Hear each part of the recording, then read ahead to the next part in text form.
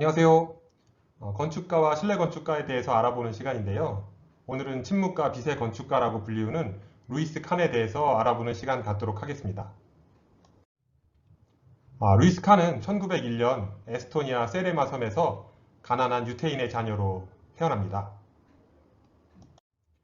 러일 전쟁에 동원되기 싫어했던 부모님을 따라서 4살 때 미국 필라델피아로 이주하게 됩니다. 화상 흉터 얼굴의 작은 키 소녀는 빈곤과 차별 속에서 그림을 잘 그렸었나 봐요.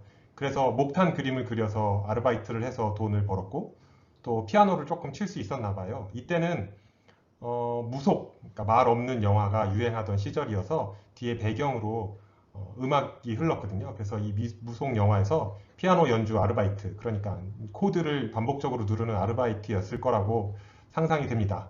어쨌든 이 피아노 연주 아르바이트를 통해서 학비를 마련하고 생활비를 마련함으로 인해서 펜실베니아 대학 건축학과를 졸업합니다. 대학을 졸업하면 나이가 20대겠죠. 하지만 그가 건축으로 세상에 이름을 알린 나이는 50세입니다. 그러면 그때까지 30년 동안 루이스 칸은 무엇을 했나요? 지금부터 알아볼 텐데 그 당시는 금속과 유리라는 신소재를 기반으로 해서 더 높고 더 큰 건축인 모더니즘이 유행하던 시절이었습니다. 모든 건축가가 그랬던 건 아니겠지만 많은 그 당시 대부분의 건축가들이 건축의 본질을 반영하지 않고 기계화를 통해서 마치 상품처럼 건축을 생산해내던 시절이었습니다. 이러한 건축가들의 태도를 비판하면서 공공건축 프로젝트에 많은 시간을 헌납했습니다. 공공건축에 많은 시간을 헌납했다고 하는 것은 자신의 부와 명예보다는 건물을 필요로 하는 사회에 봉사했다라는 의미로 저는 받아들입니다. 이처럼 다른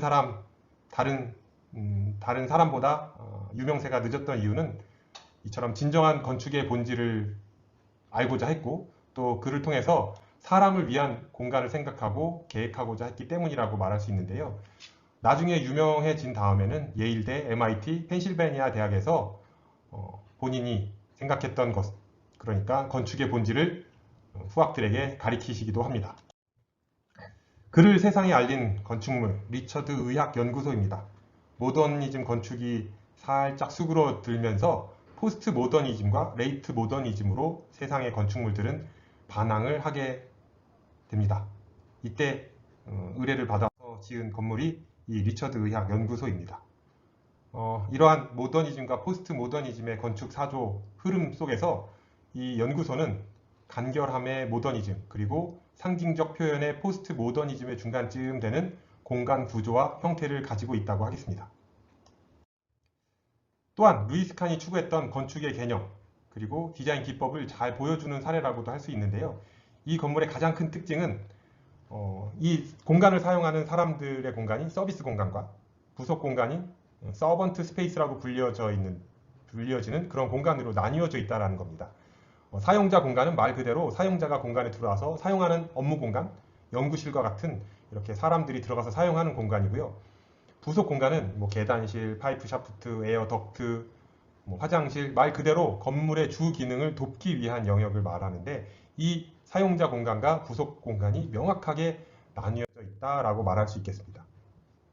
또한 루이스 칸은 이처럼 철저한 계획과 의도를 가지고 이 두 개의 큰 공간 구분 개념을 이 연구소에 처음으로 사용하게 됐는데 특히 사용자 공간은 당시대 모더니즘 건축이 추구했던 사각형, 그러니까 고전적 형태에서 얻어온 이 사각형을 콘크리트라는 재료를 사용을 해서 기둥 없이 벽체를 만들고 그러다 보니 콘크리트를 통해서 큰 창을 만들어서 외부 자연 환경을 내부로 끌어들이고 또 투명한 유리를 통해서 빛을 적극적으로 실내에 유입한 것을 볼 수 있습니다.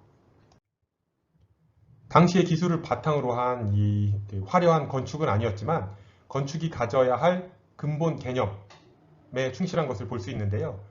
또 한편으로는 연구소에 불을 켜고 야간에 작업을 할 때 다른 연구실에 켜진 불을 볼 수 있어서 외롭지 않게 인간미를 느끼면서 일할 수 있는 그런 공간이었다고도 합니다. 그러니까 내가 혼자 나 혼자 이 야근을 해야 돼. 이게 아니라 저쪽 연구실도 열심히 연구를 하네. 나도 더 열심히 연구를 해야지.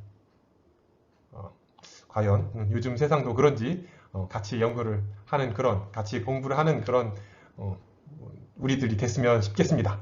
아무튼 이렇게 인간미를 느끼면서 일할 수 있는 공간, 그리고 사람과 자연이 함께 어우러지는 공간을 계획한 것을 볼 수 있습니다. 하지만 현대에 와서 벌써 오래전에 만들어진 거잖아요. 현대에 와서 이 공간을 사용하는 사람들에 의하면 너무나도 철저하게 계획된 공간 구분 탓에 약간의 불편함을 느낀다고 합니다. 어쨌든 이 리처드 의학 연구소는 루이스 칸에게 국제적인 명성을 가져다 준 건물이 되었는데요. 나중에 후배 건축가들에게도 많은 영감을 불어넣게 됩니다. 그 중에 대표적인 사례를 제가 가지고 왔는데요. 프랑스에 있는 퐁피두 센터입니다. 리처드 로저스와 렌초 피아노가 설계한 건물인데 현대 미술을 전시하는 미술관입니다. 현대 미술관. 그래서 이 퐁피두 센터에도 보면 루이스 칸이 구사했던 공간 구분 개념을 완전 극단적으로 사용한 사례라고 할 수 있겠는데요. 당시에 30대였던 이들, 그러니까 리차드 로저스와 렌초 피아노는 루이스 칸의 리차드 의학 연구소에서 얻은 개념, 그러니까 사용자의 공간과 또 부공간, 그러니까 여기서 사용자의 공간은 내부의 전시 그리고 문화 공간을 말하고요. 그 다음에 바깥쪽에 배치된 부속 공간, 계단, 파이프 샤프트, 공조 덕트 등을 완벽하게 바깥쪽으로 빼서 이렇게 극단적인 사례로 현대미술을 대표하는 미술관을 계획한 것을 볼 수 있습니다.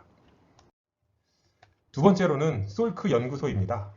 1962년 작품인데요. 솔크 박사가 캘리포니아 태평양이 바라다 보이는 곳에 생명공학 연구소 용도로 의뢰한 건축물입니다.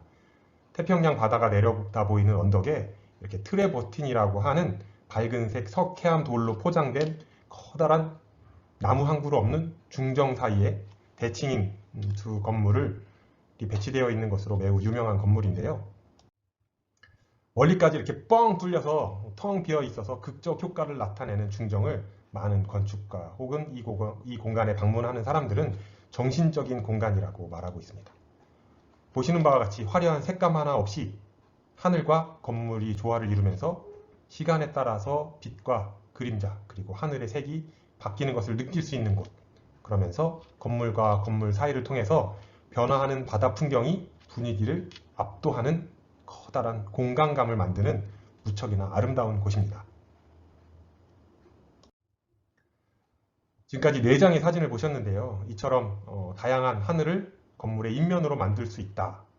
그래서 이 공간에 변하는 하늘과 바다를 통해서 더 멋진 인면을 만들 수 있는 그런 공간이라고 불리우기도 하는데, 사실 이 공간은 디자인이 다 된 다음에 멕시코 건축가 친구인 루이스 바라간에게 이 중정에 나무가 우거진 설계안을 보여줬대요. 그랬더니 이 루이스 바라간이 여기를 텅 비어있는 공간으로 만들면 저 멀리 하늘을, 저 멀리 바다를 너의 건물의 인면으로 만들 수 있을 거야, 가질 수 있을 거야 라는 조언을 흔쾌히 받아들여서 이 공간이 탄생되었다고도 합니다.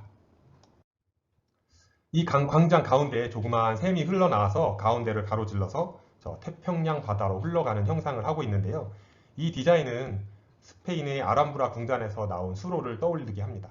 이 작은 수로를 보고 있노라면 인간의 작은 지혜가, 마치 너무나도 작은 지혜가 모이고 모여서 거대한 진리의 바다를 만들고, 반대로 그 진리의 바다는 햇빛을 받아서 해가 석양 노을이 질 때는 수로를 점점 벌겋게 물들이면서 올라와서 마치 태양이 나에게 다가오는 듯한 착각을 주게 한다고 합니다.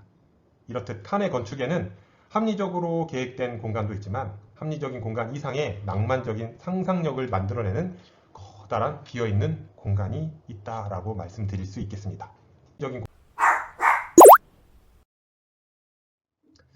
다음은 뉴 햄프셔주에 있는 필립 엑스터 아카데미 고등학교에 있는 도서관입니다. 도서관 외관인데요. 보시면 특이한 점이 입구가 어디지? 삥 둘러서 똑같은 입구가 이렇게 뻥뻥뻥 뚫려져 있는 걸 볼 수 있는데요. 1층에 따로 입구를 두지 않고 여러 방향에서 진입할 수 있게, 그래서 편리성, 도서관의 접근성과 그걸 통한 출입의 편리성을 높였다는 점입니다. 만약에 비가 온다고 하면 급하게 건물 내부로 진입할 때 편할 것이고요. 또 도서관을 빠져나와서 각기 다른 방향으로 나갈 때도 매우 유용하게 사용될 수 있을 것이라고 생각이 됩니다. 이처럼 외부는 방금 보신 것처럼 붉은색 적벽돌조로 되어 있는데, 내부로 들어가면서부터는 서가가 있는 곳, 공부하는 곳들은 콘크리트 구조와 함께 사용됐고, 내부는 완벽하게 콘크리트 구조물을 사용한 것을 볼 수 있습니다. 칸의 건축물의 재료와 구성 요소들은 마치 그 재료와 구성 요소가 살아서 움직임만 없을 뿐이지 그 재료들이 가지고 있는 큰 의미가 있을 것이다 라고 생각을 하면서 공간에 적용한 것을 볼 수 있는데요. 각각의 구성 요소들이 자리하고 있는 그 위치에 따라서 공간의 의미가 바뀐다. 그러니까 건축가는 재료, 구성 요소들의 제자리를 찾아주는 것이 바로 건축가가 해야 할 의미다라고 이 건물을 통해서 말씀하고 계시다라고 말할 수 있겠습니다. 이처럼 루이스 칸이 이 도서관을 설계하면서 말한 도서관의 그런 본질은 무엇이냐? 도서관이 여러분 뭐 하는 곳인가요? 책을 보관하는 곳이 아니라 루이스 칸은 책을 읽는 사용자를 보관하는 곳이 도서관이다라는 관점에서 이 도서관을 설계했다고 합니다. 그래서 독서와 공부의 즐거움을 향상시키고 보장해 줄 수 있는 공간이어야 한다라고 생각하시면서 이 공간을 계획했다고 해요. 그래서 여기 보면 앉아서 공부하는 열람실 위에 커다란 창이 있어서 빛도 들어오면서 이 옆에 지금 가려서 안 보이는데 이 옆에 작은 창을 두어서 공부하는 사람이 집중하다가 눈도 풀 수 있는 자연을 보면서 외부를 보면서 눈도 풀 수 있는 그런 공간을 계획한 것을 볼 수 있습니다. 또 그가 사용한 건축 기법은 대체적으로 고전적인 형태에서 따온 기하학 형태를 많이 이용한 것을 볼 수 있습니다. 삼각형, 사각형, 원형 같은 형태의 공간 구성, 그리고 그것을 통해서 구조적인 모듈 형태를 만들고 그 모듈 형태를 비례의 변화, 형태의 변화, 반복을 통해서 공간 내부의 부분과 전체를 조화롭게 전개해 나가는 것을 볼 수 있습니다.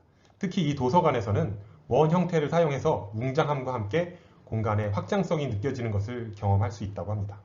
이처럼 루이스 칸이 사용한 건축 기법은 훗날 여러 현대 건축가들의 형태 구성 방식에 많은 영향을 미치게 됩니다. 지금 보이시는 걸 보면 콘크리트와 나무 그리고 아까 보셨던 붉은색 적벽돌로 되어 있는데요. 이렇게 단순한 재료와 형태, 구조를 가지고 있지만 요즘 도서관은 이와 다르게 화려한 디자인, 그리고 다양한 컬러, 그리고 다양한 가구들로 인해서 오히려 이 공간이 직접 전달하려고 하는 이 공간의 목적이 무엇인지 도서관이 가진 지식 전달의 본질을 희석시키는 것과는 다르게 이 공간은 그에 의해서 계획되고 배움의 본질인 지식을 습득하고 생각하는 장소로 탄생한, 그래서 다시 한번 우리가 공간을 계획함에 있어서 공간이 필요한 본질을 생각하는 그런 프로젝트라고 할 수 있겠습니다. 다음은 미국 텍사스에 위치한 킴벨 아트 뮤지엄입니다. 얼핏 보면 이렇게 둥글둥글하게 생긴 비닐하우스 모양의 축사 또는 창고 같다고들 많이 말하는데요. 모더니즘이 추구했던 건축 언어인 아치즘을 연장시키고 반복시키고 나열시켜서 전체적인 형태를 만들었습니다. 그리고 상부에는 간접 천창을 두어서 빛을 내부로 유입시키는 독특한 방식을 사용한 것으로 매우 유명합니다. 건축 초반에 형태에 대해서 많은 비판을 받기도 했는데요.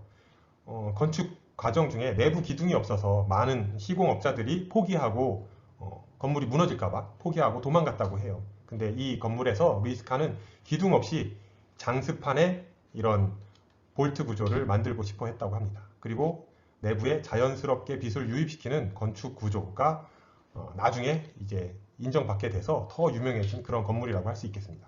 이처럼 천창을 통해서 들어오는 간접 채광이 이렇게 유입되면서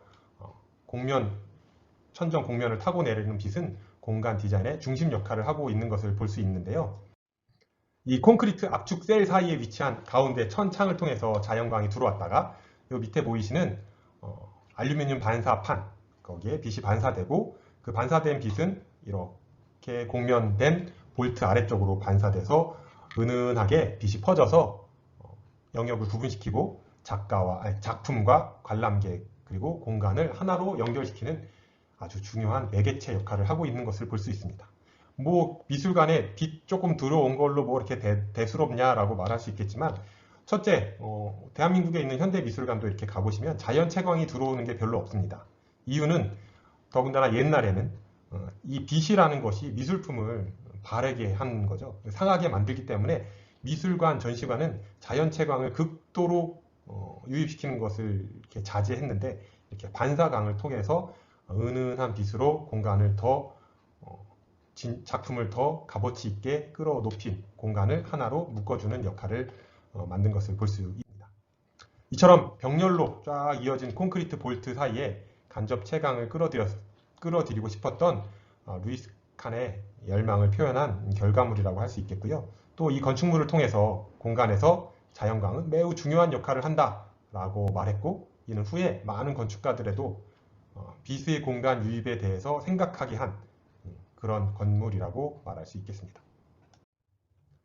루이스 칸은 형태를 결정짓는 것은 건축 기술과 디자인 능력을 자랑하는 것이 아니라 그 공간을 통해서 우리는 무엇을 얻고자 하는가, 공간아 너는 무엇이 되고 싶냐, 뭐 이렇게 어떤 책에서든 얘기를 하고 있는데요.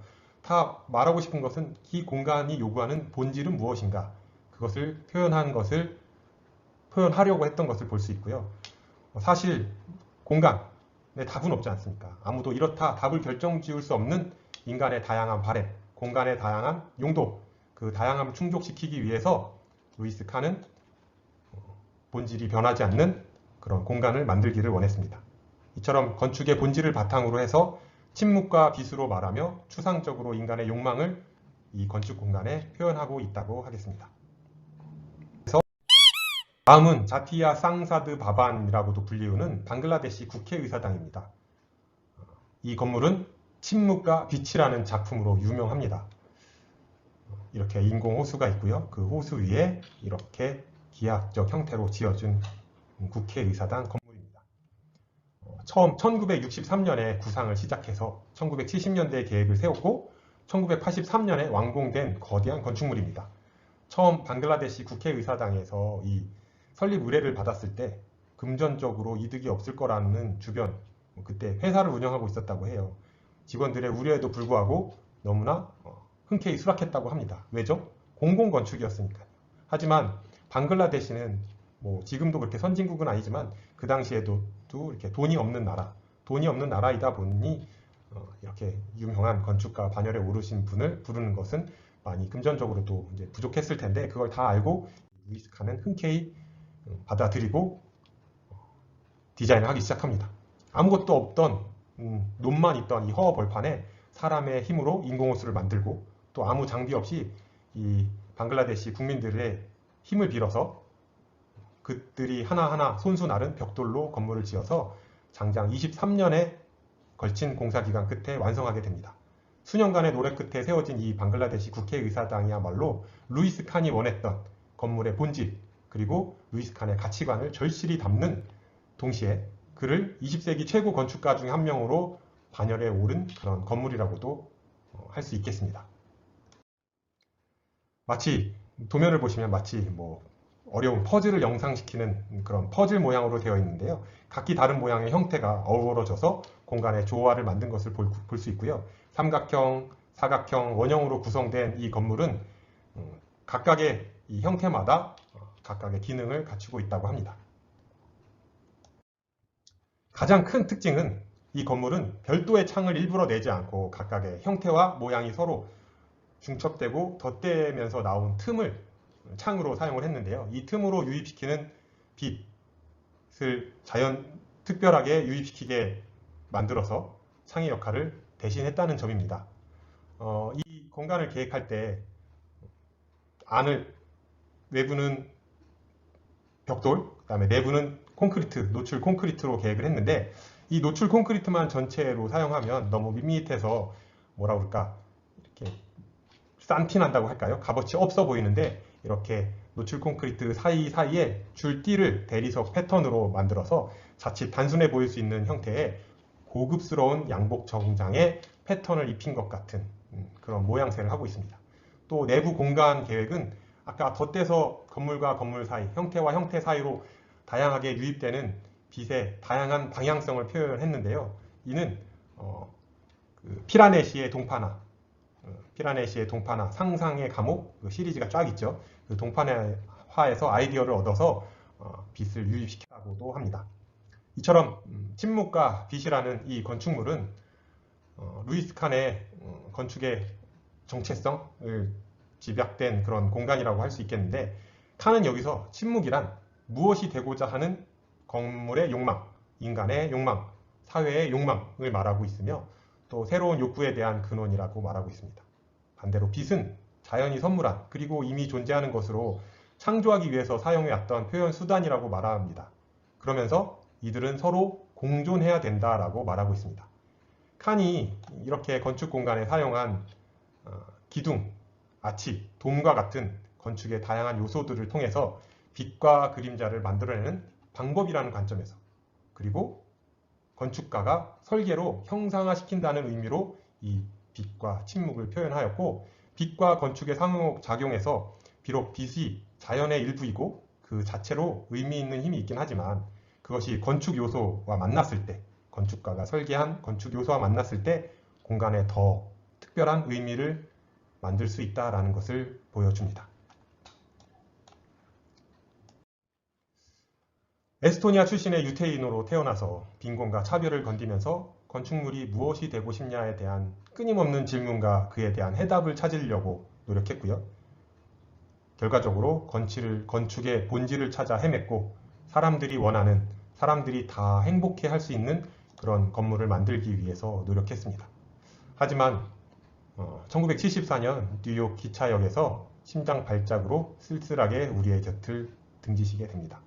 루이스 칸이 우리에게 남긴 큰 건축적 특징은 건축의 본질을 바탕으로 한 공간 구성, 그리고 각각의 건축 재료의 본질인 재료의 특징을 표현하고자 했던 시도들, 그리고 설계자로서, 건축가로서 형상화시키는 공간의 빛과 그림자, 그리고 마지막으로 철저한 계획과 의도에 따른 공간 구성을 우리에게 남겨주셨습니다.